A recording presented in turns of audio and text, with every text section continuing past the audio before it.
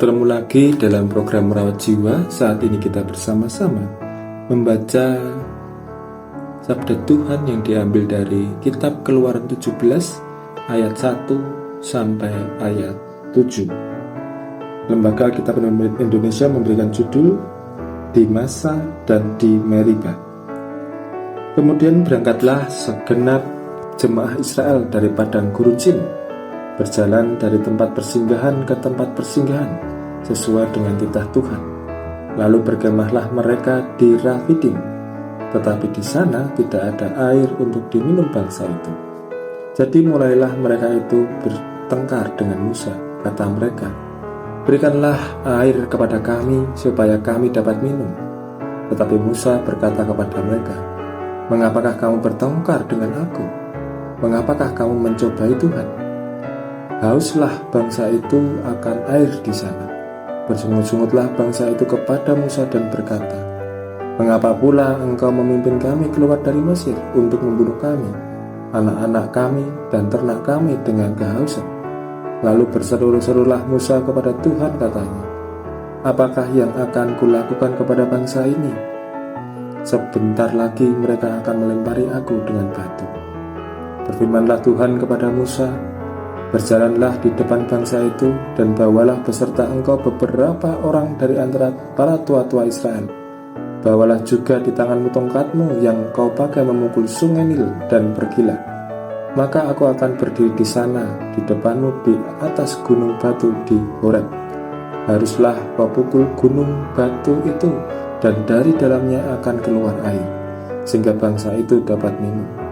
Demikianlah diperbuat Musa di depan mata tua-tua Israel.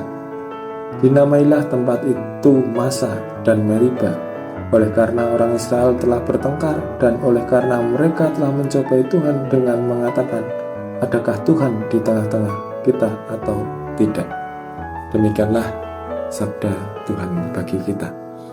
Tema perenungan kita saat ini, lupa dengan penyertaan Tuhan. Nas kita pada ayat yang 7b, adakah Tuhan di tengah-tengah kita atau tidak? Ada peribahasa yang berbunyi seperti ini, panas setahun dihabiskan hujan sehari.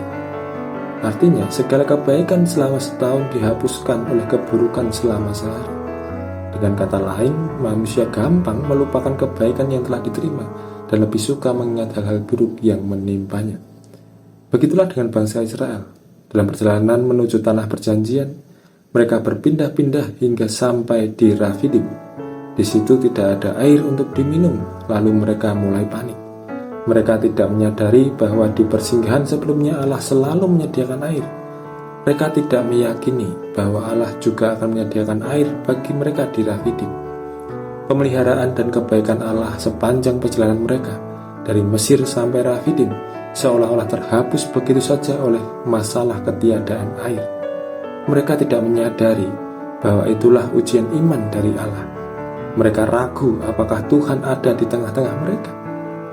Musa terpancing dengan aksi bangsa itu, lalu dengan berteriak-teriak bertanya kepada Tuhan, sebab ia khawatir kalau bangsa itu akan mencelakainya. Tuhan pun masih berkenan memakai Musa melakukan mukjizat yang memukau bangsa Israel.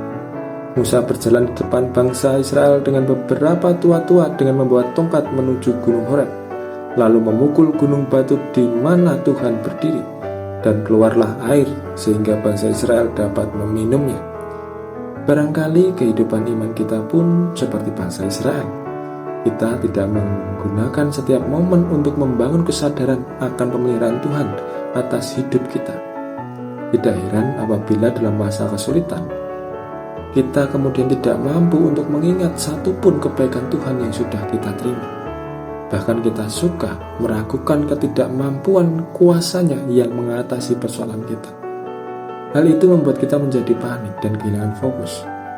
Oleh karena itu, belajarlah menyadari kehadiran dan pemeliharaan Allah dalam kehidupan kita, sambil tetap yakin bahwa Tuhan hadir dalam setiap persoalan kita, baik di masa lampau, masa kini, dan masa mendatang. Kiranya iman kita semakin diteguhkan. Tuhan memberkati.